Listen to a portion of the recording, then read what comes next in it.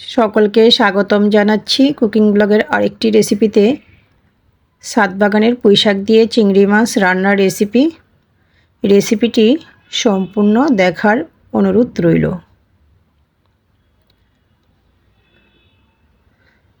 প্রথমে আমি সাতবাগান থেকে পুঁইশাকটা তুলে এনেছি, সাথে একটি আলু নিয়েছি, কেটে নেব এই পর্যায়ে।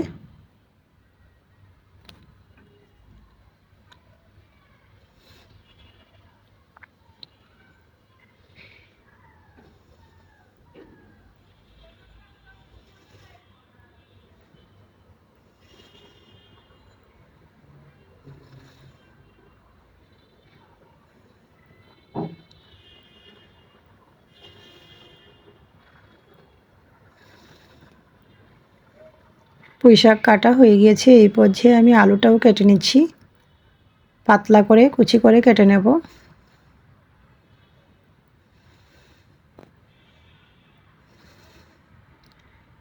সবজিগুলো কাটা হয়ে গিয়েছে, ভালো করে ধুয়ে নিয়েছি, চিংড়ি মাছটাকেও বেছে ভালো করে ধুয়ে নিয়েছি। এর পর্যায়ে চলে আসছি মূল রান্নায়। চুলায় একটু কড়াই বসিয়ে দিয়েছি, কড়াইটা গরম হওয়ার পর পরিমাণ মতো তেল দিয়েছি, হলুদ গুঁড়া দিয়েছি, চিংড়ি মাছটাও অ্যাড করে দিয়েছি, স্বাদ মতো লবণটা দিয়ে নাড়াচাড়া করে চিংড়ি মাছটা খানিকটা ভেজে নিচ্ছি, এতটা কড়া করে ভাজবো না। এ পর্যায়ে নামিয়ে নিচ্ছি। একই পাত্রে আরও খানিকটা তেল দিয়েছি, কুচি করে রাখা পেঁয়াজ দিয়েছি, সাথে একটি তেজপাতাও দিয়েছি।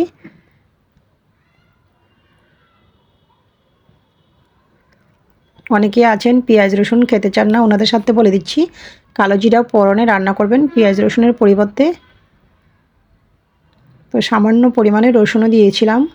মশলা কষানোর জন্য দিয়ে দিয়েছি পরিমাণ মতো জল। মশলায় দিয়েছি হলুদ গুঁড়া, লঙ্কার গুঁড়া, স্বাদ মতো লবণটাও দিয়ে দিয়েছিলাম। মশলা কষানো হওয়ার পর পুঁইশাকের ডাঁটা আলুটা অ্যাড করে দিয়েছি, শাকটা আলাদা করে নিয়েছি। ডাঁটা আলু কষানো হওয়ার পর দিয়ে দিয়েছি পুঁইশাকের পাতা, চিংড়ি মাছ, স্বাদ মতো কাঁচা লঙ্কা দিয়ে আবারও নাড়াচাড়া করে কষিয়ে নিয়েছি। সামান্য একটু জল দিয়েছিলাম, ঢাকনাটা দিয়ে দিয়েছি খানিকক্ষণের জন্য। খানিকক্ষণ পর ঢাকনাটা নামিয়ে পরিমাণ মতো জল দিয়ে দিয়েছি। এরপর যে আমি অ্যাড করে দিয়েছি টালা জিরার গুঁড়া, আবারও নাড়াচাড়া করে ঢাকনাটা দিয়ে দেব। ফিরে আসছি খানিকক্ষণ পর, ঢাকনাটা নামিয়ে অ্যাড করে দিয়েছি উপর থেকে কুচি করে রাখা ধনিয়া পাতা দিয়ে ঢাকনাটা দিয়ে দিয়েছি, চুলার আঁচ বন্ধ করে দিয়েছি। রেডি হয়ে গিয়েছে পুঁইশাক দিয়ে চিংড়ি মাছ রান্নার রেসিপিটি ভালো লেগে থাকলে আমার ফেসবুক পেজটা ফলো এবং ইউটিউব চ্যানেলটা সাবস্ক্রাইব করে সাথেই থাকুন। সকলকে ধন্যবাদ।